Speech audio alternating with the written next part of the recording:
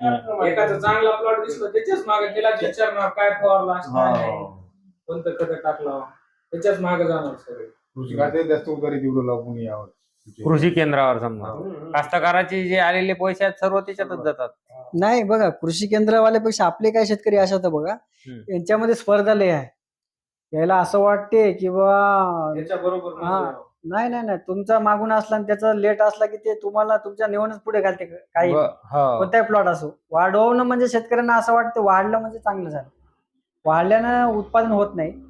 बरेच लोकांची मानसिकता आहे की बा आता पहिले लोक 3 बाय 1 लावायचे कापूस, 2 बाय 1 लावायचे, 3 बाय 1 लावायचे, त्याच्यावरच पुन्हा आपण यायलो परत तेच. ते लोकांनी ते पद्धत सोडून दिली कारण ते उत्पादन आपल्याला मिळत नाही, पुन्हा आपण त्याच ठिकाणी यायलो. चौफुल्ली होती समजा. हा, चौफुलीमध्ये झाडं कमी बसतात ना. तुम्ही आता अंतर किती लावता? आमचं 4 फुटाचं अंतर असते. 4 बाय किती? आता 3 फुटापर्यंत आले काही काही व्हेरायटी आमच्या.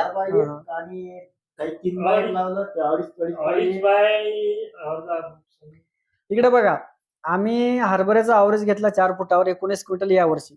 19 क्विंटल 4 फुटावर. 4 फूट. तुम्ही कापूस लावायला 3 फुटावर 2 फुटावर. मग कापूस तुम्हाला आमच्या हरभऱ्यापेक्षा डबल व्हायला पाहिजे.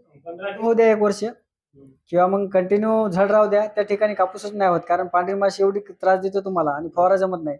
आणि महत्वाचं आहे की तुमच्या जमिनी कसं आहे, तुम्ही शेणखत वगैरे टाकत नाही. बरोबर. एकदाच उन्हाळ्यामध्ये टाकतो पण उन्हाळ्यात आणि कापसावर कापस कंटिन्यू घेता तुम्ही. 1-2 वर्ष घेतो, नंतर नाही घेत. 2 वर्ष घेतो. कारण आता तुम्ही या पद्धतीने 35-40 वर्ष असाल तुम्ही केलं म्हणलं तर. मग हे सर एकरी किती खर्च येतो?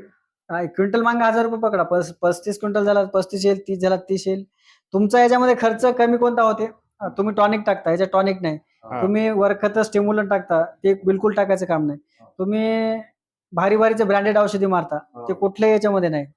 आणि महत्वाचं आहे ह्युमिक वगैरे काही त्याचं